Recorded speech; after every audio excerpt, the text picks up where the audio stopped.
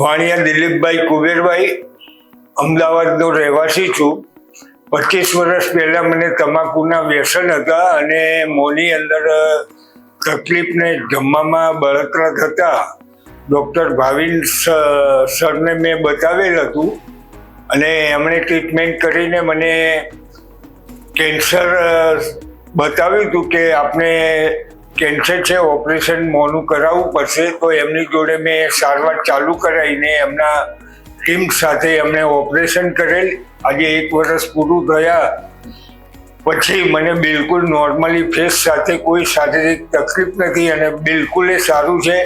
અને doctor Bhavin sir અને એમની ટીમનો ખૂબ ખૂબ આભાર. મને જે કેન્સર ડિટેક્ટ થયું હતું એમાં ભાવિન સરે જે ટ્રીટમેન્ટ કરી એ બિલકુલ કોઈ પણ પ્રકારની મને દર્દ તકલીફ થયા વગર બહુ સારી રીતે થયેલ છે.